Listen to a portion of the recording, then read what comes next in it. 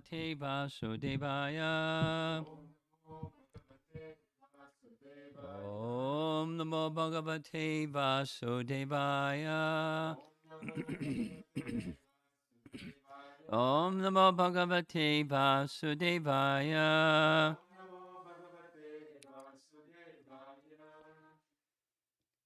This is class number 14 out of the series for chapter 7.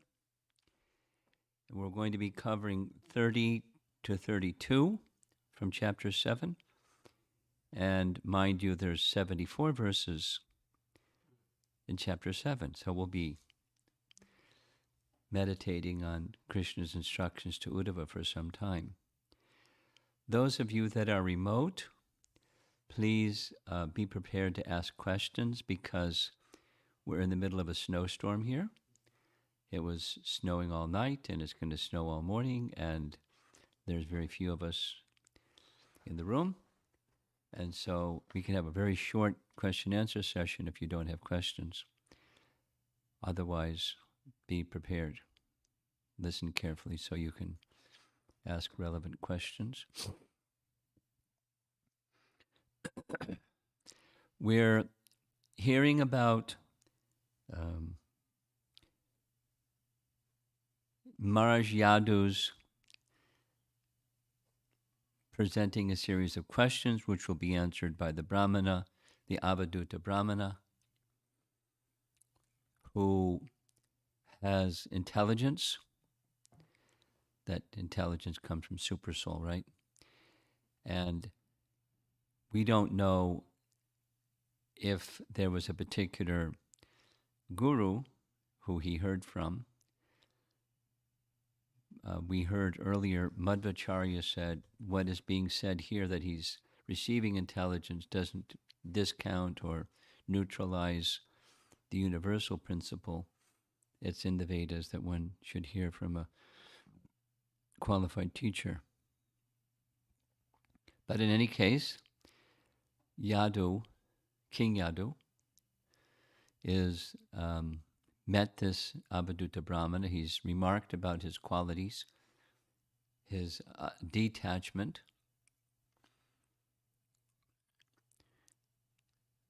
I was thinking during the yesterday evening class that what we're reading in chapter 14 about detachment, the question that's being raised there, the question of detachment and attachment to Krishna, it syncs, it connects very, very nicely with this discussion. For attachment to be, spiritual attachment to be full and successful, there must be a degree, a reasonable degree, or a sufficient degree of detachment from the mood of being the enjoyer of objects of the senses. So the Avadhuta Brahmana has that capacity.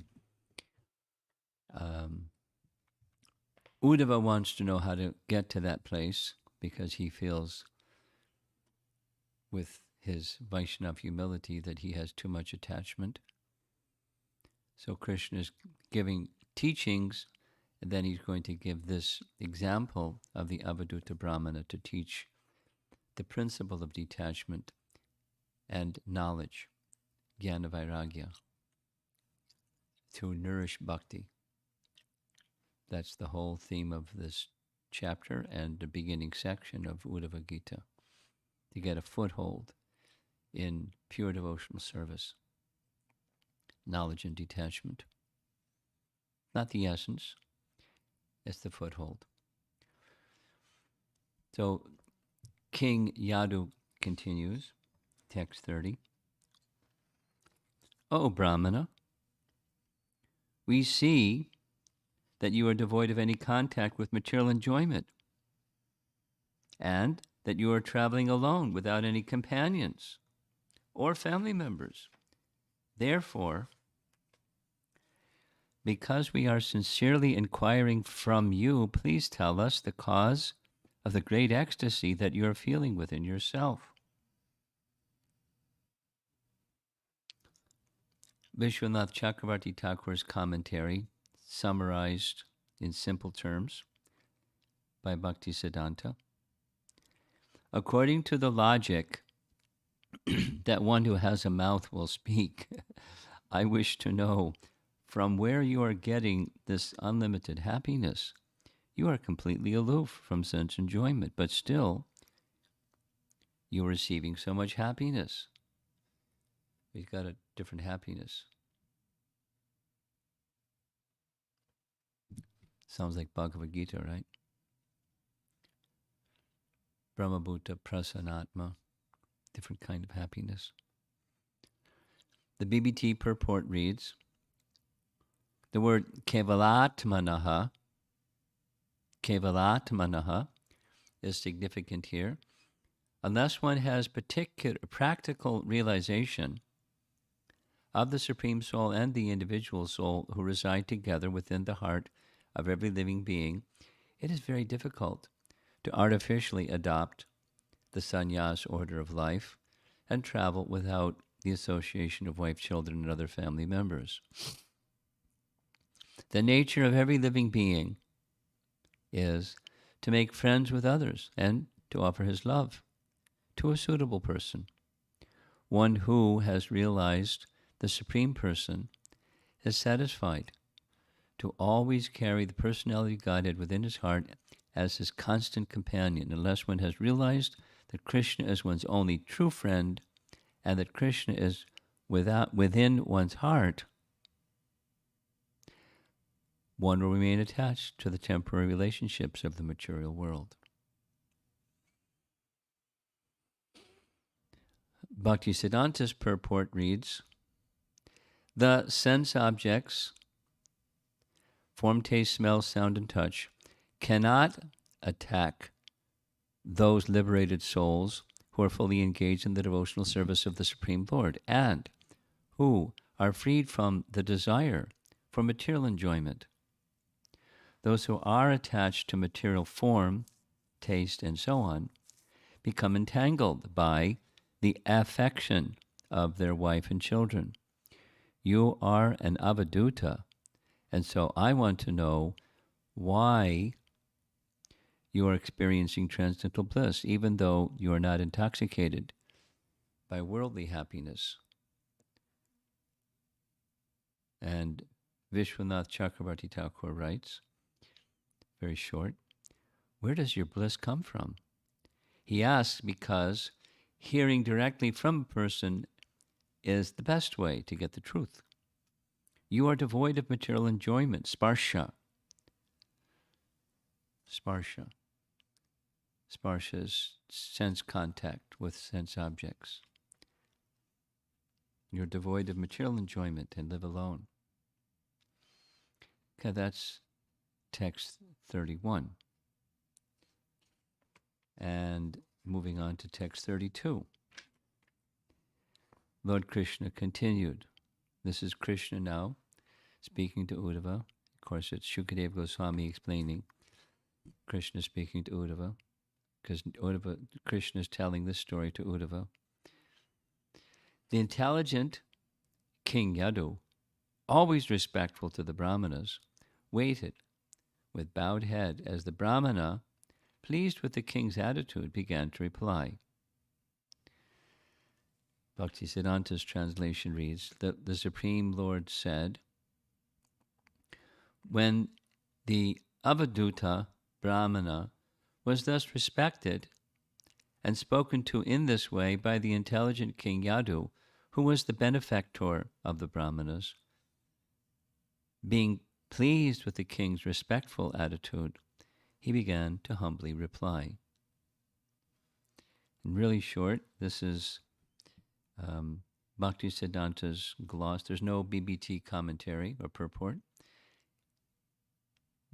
Bhaktisiddhanta writes, summarizing Vishwanath's commentary, O most fortunate Uddhava, when the wise king Yadu pleased the Avaduta by his service, he began to speak as follows. Or Vishwanath writes, by his service, King Yadu brought the Brahmana under control. His intelligence attracted the Brahmana. For these reasons, the Brahmana replied.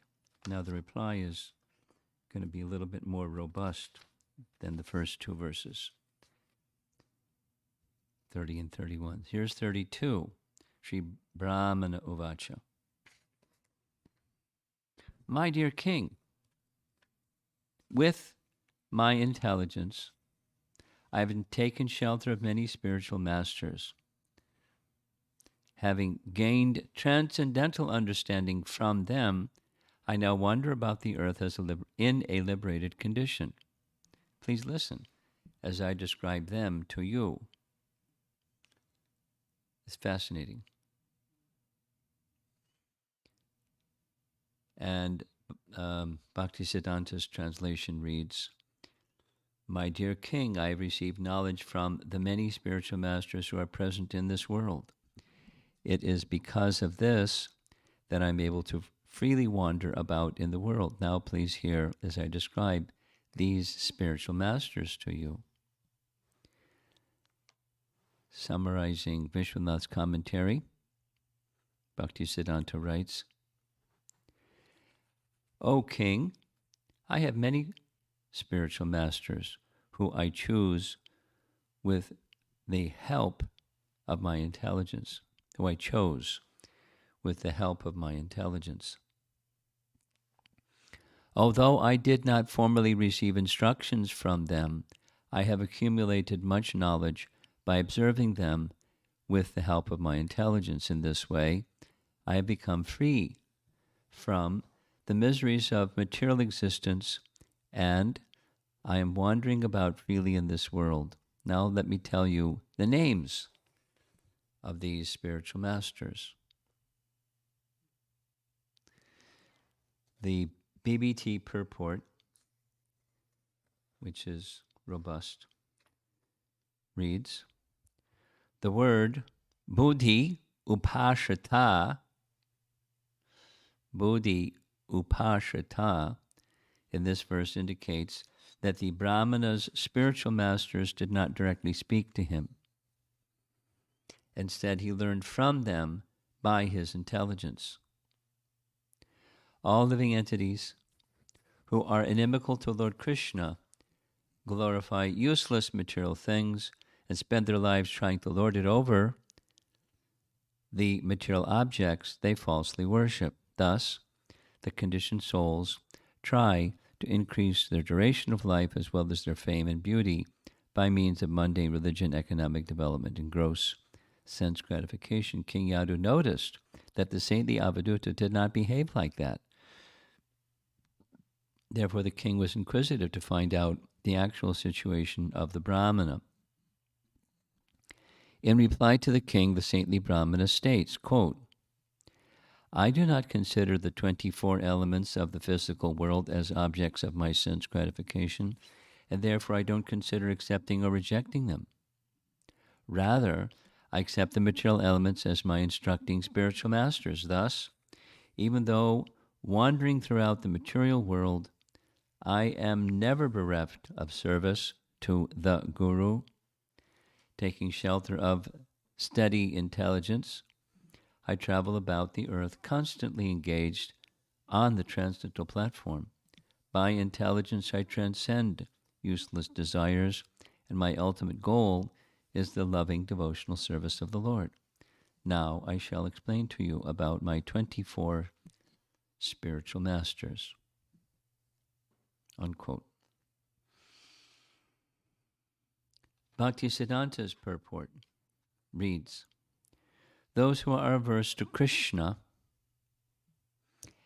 and who are full of anarthas are always busy lording it over material objects. They spend their days accomplishing the three objectives of life, namely religiosity, economic development, and sense gratification.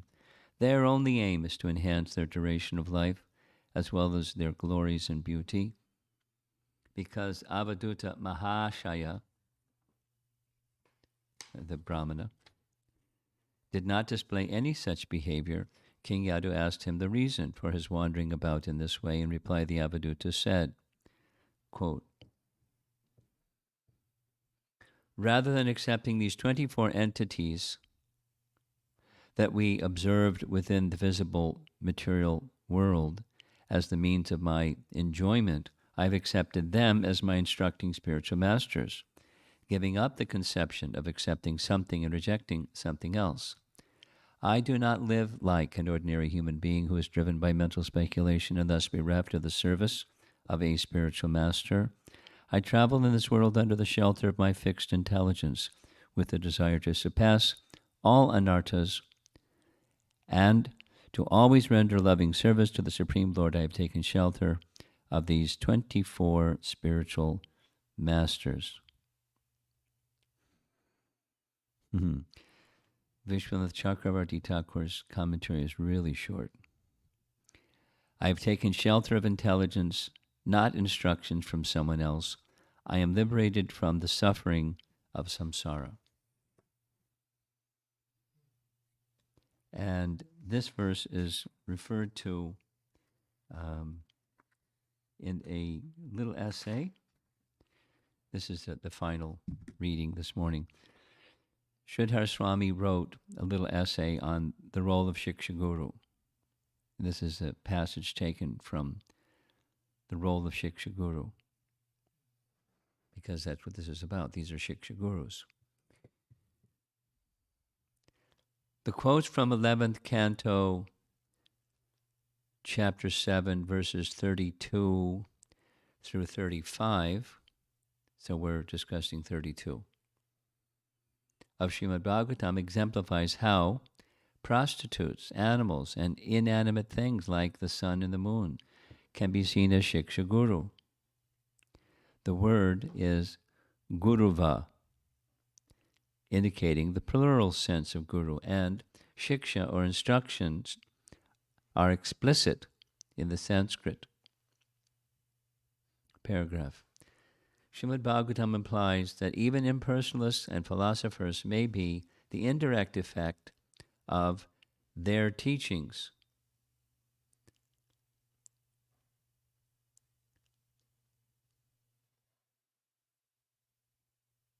Something's wrong with the grammar. While being seen as Shiksha Gurus.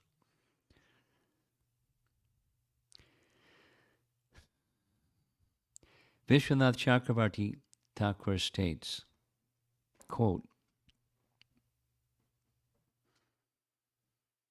however, in worshipping one's acharya, one may take help from good and bad examples. By observing examples of good behavior, one will be strengthened in devotional service, and by seeing negative examples, one will be forewarned and avoid danger. In this way, one may accept many ordinary material objects as one's spiritual masters, considering them as Shiksha Gurus, or Gurus who give important lessons for spiritual advancement.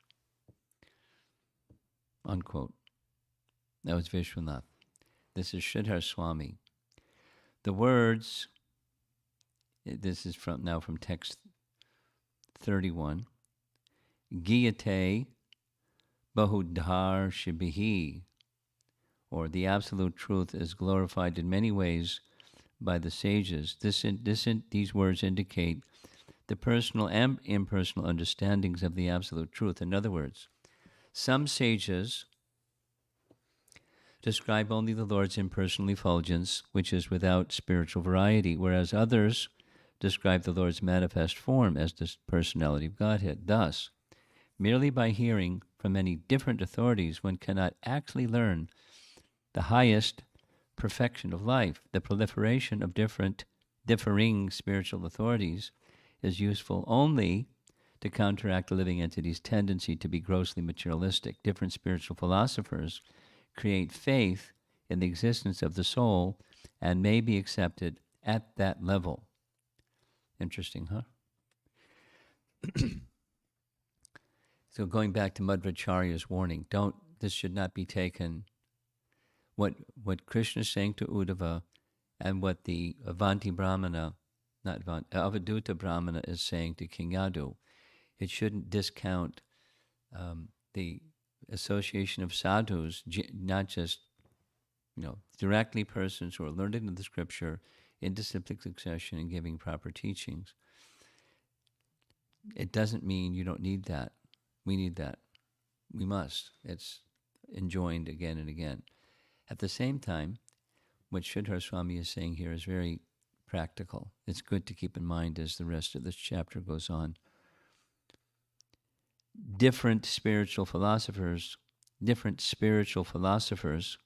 create faith in the existence of the soul and may be accepted at that level. Knowledge and detachment.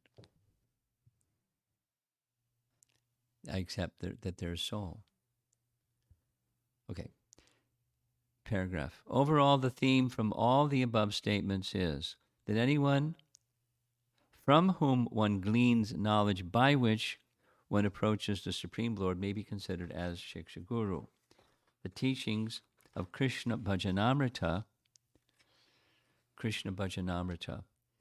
is a book by Narahari Sarkar or Narahari Thakur. Narahari is mentioned in Chaitanya Charitamrita. He resided in Kalinagram. We've visited Kalinagram when we go to our Mayapur Prikrama. And he was a vastly learned person. His son was Raghuvanandan, who was very, very expert in deity worship. So anyway, Krishna Bhajanamrita is a text that describes Guru Tattva. It describes proper behavior towards Guru and so forth. So that's the reference. The teachings of Krishna Bhajanamrita directs the discriminating devotee that these gurus need not be respected on the same level, but they must be respected as guru. So this is helpful because we're going to be hearing from from Krishna, describing the Avanti Brahmanas accepting of 24 Shiksha Gurus, and explicitly he has not heard from the standard kind of Shiksha Guru that we're accustomed to hearing, someone that gives instructions in disciplic succession, etc. So there's a broad net, and the broad net doesn't minimize the narrow net. The singular importance of receiving Shiksha and Diksha from a qualified person is very broad and maybe risky. But so the parameter is, does it bring one closer to acceptance of the personality of Godhead and the existence of the soul, and thus detachment from the temporary. Okay, now we're going to take a look now at some nice illustrations of the messages of this verse. Very nice picture. The nature of every living being is to make friends with others and to offer his love to a suitable person. One who has realized the Supreme Person is satisfied to always carry the personality of Godhead within his heart as his constant companion, unless one has realized that Krishna is one's only true friend and that Krishna is within one's heart, one will remain attached to the temporary relationships of the material world. So it's not the detachment for a Vaishnav is not drop hands and don't have friends and don't have companionship and all of those kinds of things. That's not the proper understanding. But the proper understanding is that tendency to make friends with others and offer loving exchanges with others is made full when there's Krishna realization and satisfying Krishna who is within our heart as our constant companion doesn't neutralize it. It's augmented by loving relationships with others, because others have Krishna in their heart too. And others are part and parcel of the same Krishna who is within our heart too. And so that's the transcendental way of loving relationships. Now here's a interesting design. I thought I liked the design so much, I decided to not cover it. But this is verse 37, so this is way ahead. Let's go back. That's it for this morning's verses. Stay tuned for this one later. Very intriguing, isn't it? Okay. 8 o'clock. And if there's any questions, we'll have some discussion this morning.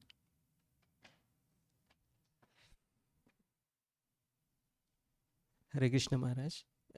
This purport to 32, sorry. 32? Yes. Okay. It says that Brahmana did not directly, the spiritual masters did not directly speak to him, but he learned by his intelligence. But he learned.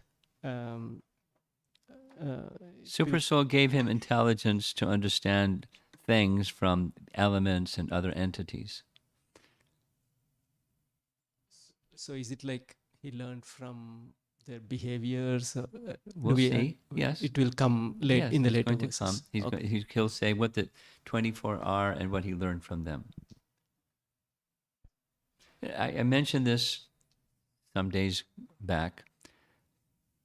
Prabhupada would often speak in a similar way. We can learn from nature. And he would point to something from nature and say, this is instructive. It tells us about life. Attachment, detachment, and so forth.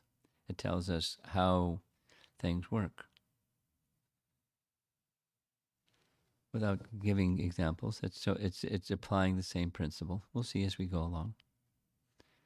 It doesn't surpass or replace the standard sense of Shiksha Guru. It's exactly what that little essay Shivaram Maharaj is saying.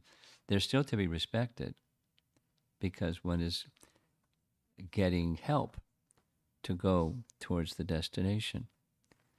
But it's not the same. It's a broad category. It's like, who's a devotee? Well, anyone that chants Krishna's name once, he's a devotee. A broad definition of Shiksha Guru is being given here.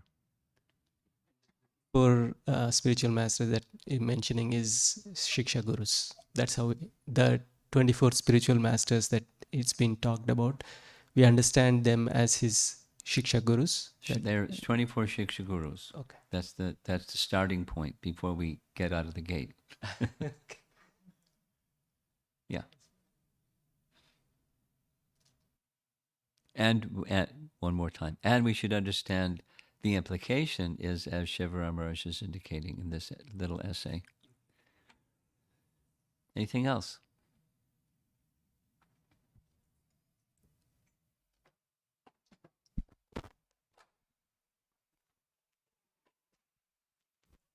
Hare Krishna Maharaj.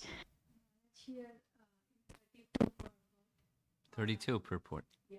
So the people who are inimical to Krishna, they're lording over, they're happy in enjoying or lording over the material world, trying to lord over the material thing. Trying to be happy. Yeah. Trying to be happy. And the people who are realized they're happy with the Krishna, they know how. It's the people who are torn in between. Just like attracting to this sometimes towards that. That's the liminal space that was discussed on Sunday with the Farmington Hills Center, and the moderator was appreciating that concept. Well, in short, for us, it's sadhana bhakti. And in general, transition from something to something is uncomfortable. Supposing, people sometimes, their life situation, their job or whatever it is, they have to leave this situation, go to a new situation. It happens. And it's really uncomfortable.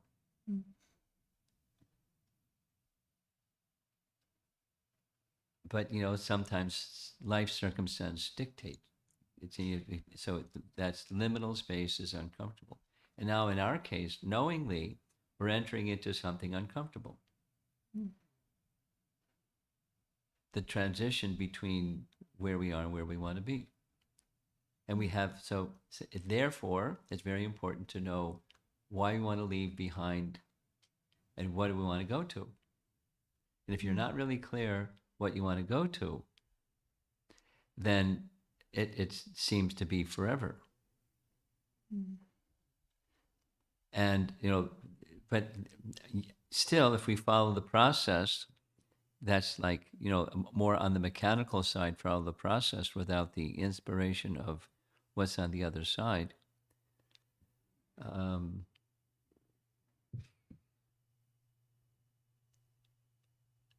It's slow, but there's still progress.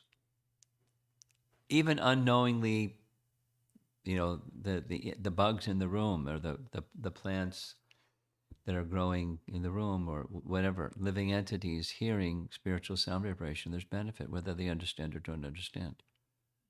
Or audiences that don't even know the language, just hearing or something. Bhaktisiddhanta speaking very high, and we, who understands? But there's the faith is an operative principle that says one will progress just to sit and hear.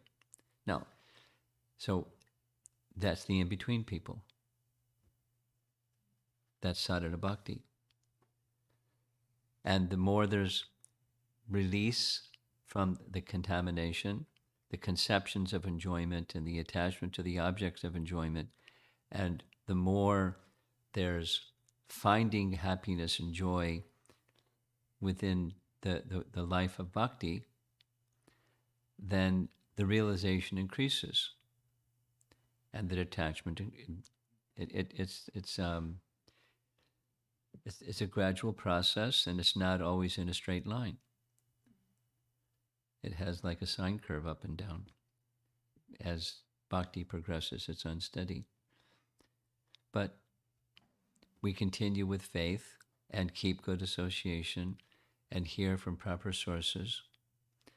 And so we're in between, yes, we're in between those two categories.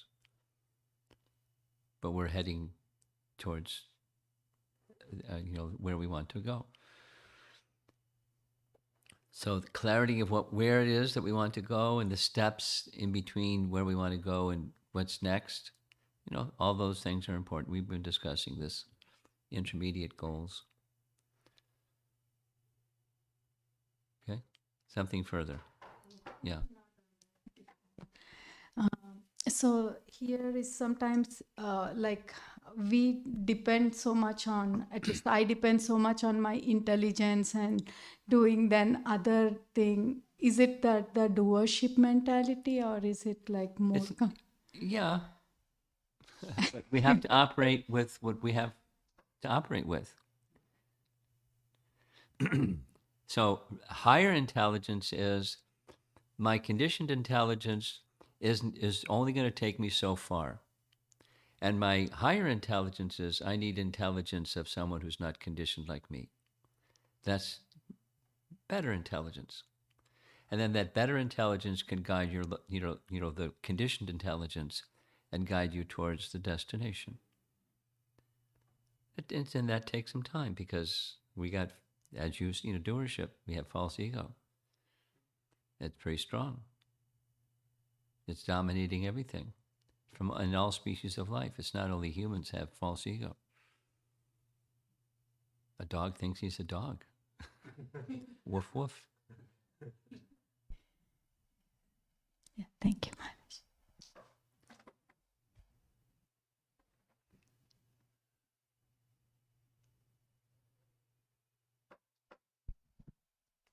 Questions online. Mm-hmm.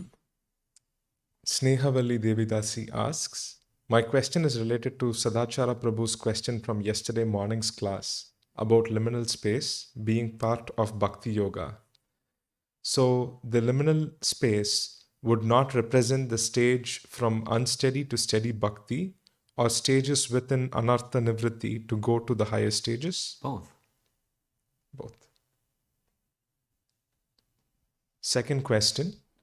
In verse 23, purport, it is mentioned that when one hears and chants the name perfectly, then one can see the Lord face to face.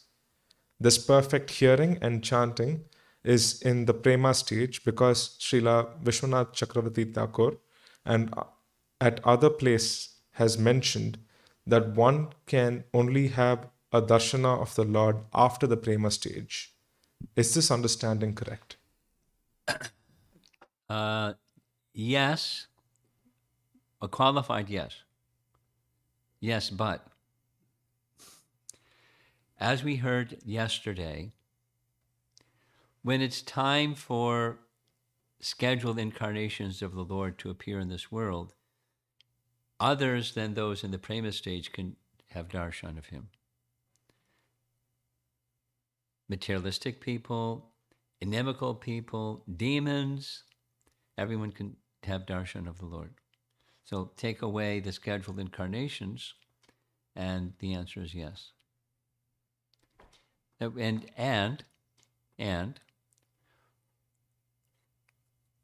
Krishna can make an exception on occasion. For example, Narada Muni seeing Lord Vishnu in his previous life when he was a little boy. And then the Lord disappeared and then spoke, normally I cannot be seen unless one is in the purified state. But I showed you my darshan to encourage you, live your life this way and you'll come to me. So the Lord, there's the rule and there's the exception to the rule. And he can make the exceptions by his own will. That's all it takes.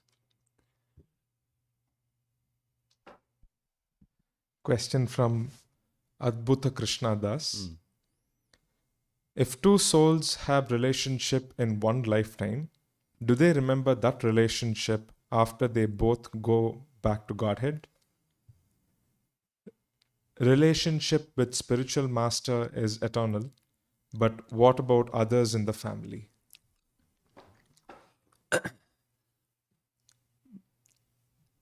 I don't know anything from scripture that, a Shastra Praman that says what I'm about to say, but I have heard that spiritual relationships are spiritual, and in one form or another form, those spiritual relationships will continue. But the specific question is not will they continue, is will we remember the previous life where the relationship was such and such? No indication to the positive. So it would be safe to presume we're not remembering our previous life's relationships and activities and stuff. The place where memory of such things is held is in the mind, the material mind. And if when the material mind is dissolved, when the subtle body is dissolved, the material mind and its memory banks are also dissolved. So that's a logical presentation, and I don't know any Shastra Praman that supports what I just said. Just that the material mind is dissolved. So there's no memory. It's gone. It's an illusion.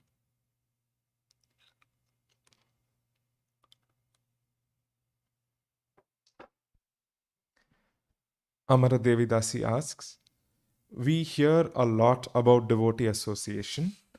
Lord Chaitanya said one who chants Hare Krishna even once is a Vaishnava. Is all such Vaishnava association good? Or how to understand which one is wholesome for progress of bhakti? The answer to that is in 3 successive years, the same question was asked, and Lord Chaitanya gave the Kanishna Adhikari, Majjhima Adhikari, Uttama Adhikari answer in those 3 successive years. And the 3rd year, the Uttama Adhikari, is just by seeing the person, you feel ecstatic love for Krishna. And then the Majjhima is, making friendship with. So we make friendship with Majjhimas, not just somebody who chants Krishna's name once. The wholesome association is Madhyamas, and ideally Madhyamas that are in the intimate association with the more elevated Madhyamas. Meaning, I have heard it said that in the Gaudiya Math they have Uttama Uttama, Madhyama Uttama, and Kanishna Uttama. Then Uttama Madhyama, Madhyama Madhyama, and Kanishna Madhyama. And Uttama Kanishna, Madhyama Kanishna, and Kanishna Kanishna. They're, multipliers. So the wholesome association, keep friends with those that are Madhyamas, and take the closest association with those that are a little bit in the more advanced stage of Madhyamas, those who you take shelter of and take guidance from and so forth.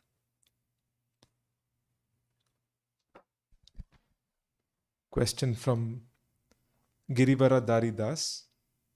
Is Avaduta Brahman speaking about pragmatic philosophy, learning by doing? Not exactly. He's speaking, the frame is intelligence. And we're, in the Sanskrit word is buddhi. It's spiritual intelligence.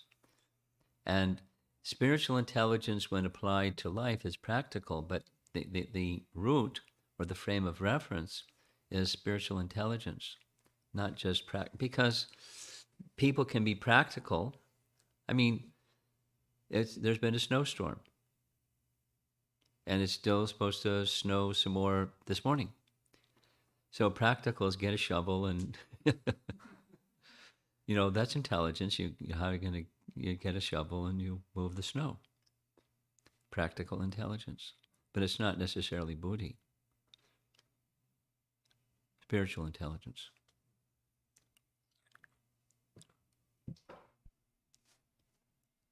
Snehavalli Devidasi asks, I read the verse and the purport of Srimad Bhagavatam 2.2.35. 2.2.35, right. In the purport, Srila Prabhupada is mentioning about the super soul giving intelligence. Yes. I'm thinking about the Chaitya Guru who gives intelligence. Yes. And also, then in yesterday's evening class, we read in purport to verse 55 that Paramatma does not help in self-realization. I'm really looking forward to the explanation from you about the Avaduta, Brahmana, where or how he got the association of pure devotees. It doesn't say he got the association of pure devotees. It specifically says he didn't.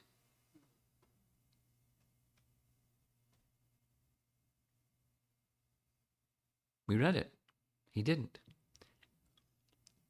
So how did he get this?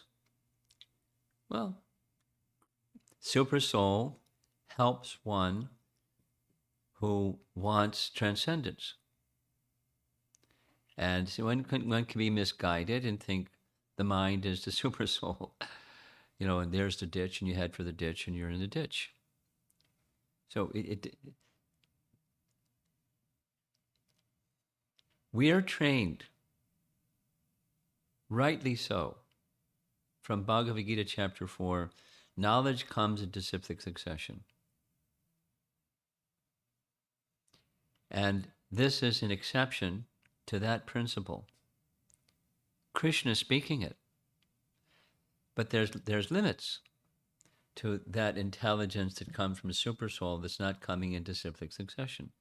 There can be knowledge that brings one closer to detachment and acceptance of transcendence, that is acceptance of God and taking shelter.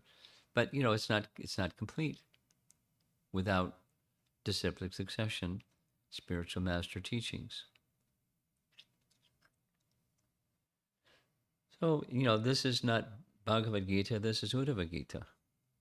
And it's taking the principle that's in chapter 4 and taking it to another position where intelligence from Supersoul can enhance detachment, because that's what the Avadhuta is all about.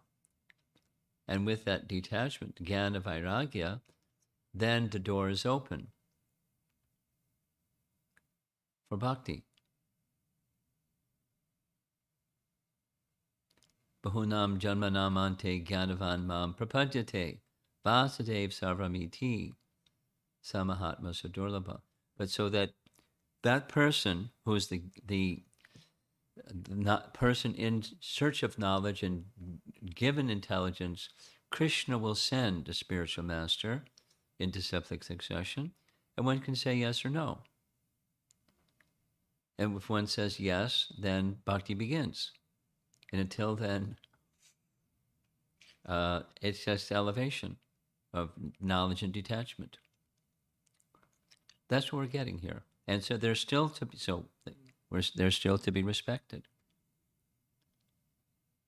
Well, stay tuned. It's going to go on for another 40 verses. You'll have more questions like this as we go along. Go read ahead and just get the context straight. They're to be respected as Shiksha Gurus, but not the same as Shiksha Gurus into cyclic succession.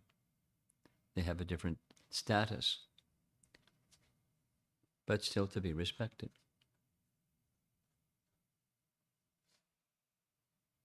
Okay.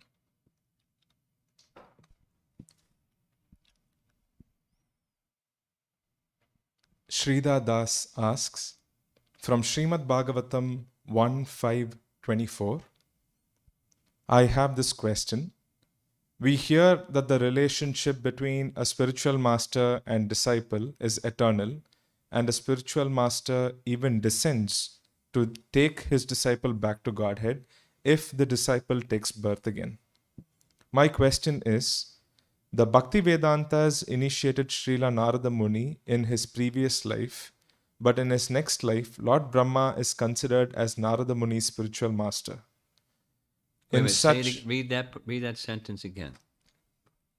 My question is, the Bhakti Vedantas initiated Srila Narada Muni in his previous life, but in his next life, Lord Brahma is considered as Narada Muni's spiritual master.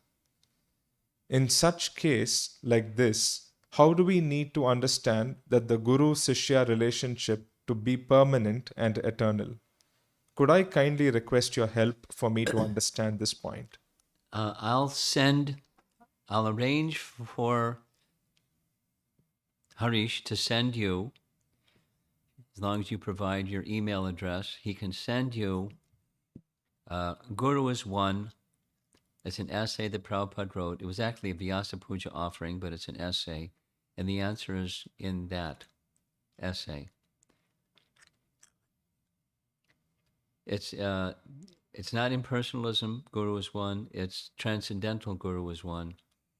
And the Guru principle or Guru Tattva may be invested in different persons. And doesn't impersonalize Guru Tattva or the relationship with the spiritual master. But like Somagiri, the Guru, the spiritual master of Vilvamangala Thakur, acted through Chintamani, the prostitute. She spoke, and it was Somagiri speaking through her. So read that essay. It's Guru Tattva is involved, and we don't take it impersonally. You need some philosophy to understand the answer to your question. Go ahead. Maharaj,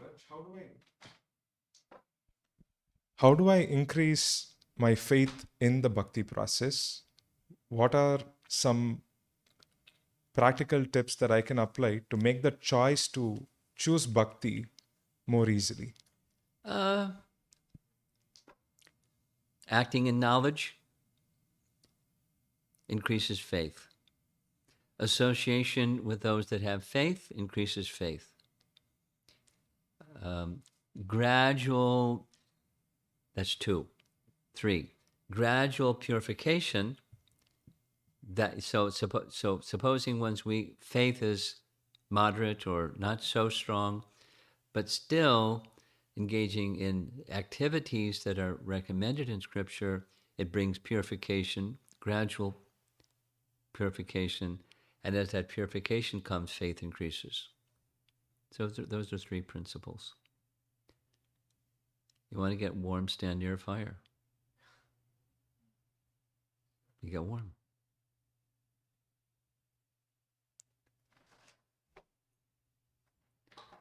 Maharaj, this when you were speaking in response to the question about souls remembering family members after they go back, something came into my mind.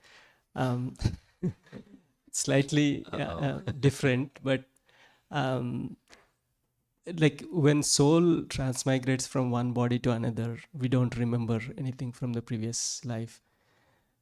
I'm just wondering, like, if we were to remember all the suffering and all the things that we went through, would it not be an impetus to go towards Krishna in the next life? Well, we may look at the suffering as enjoyment. I mean, and it's hypothetical in any case, because for the most part, persons aren't given that remembrance.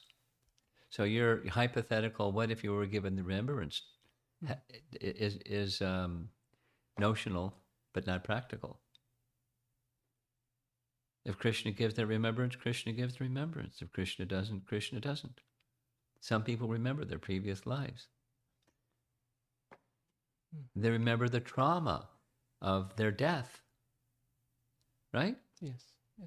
Someone was a World War II airport pilot, in fighting against the Japanese, and the little boy remembered all that stuff. Yes, Maharaj. Or somebody was a Civil War,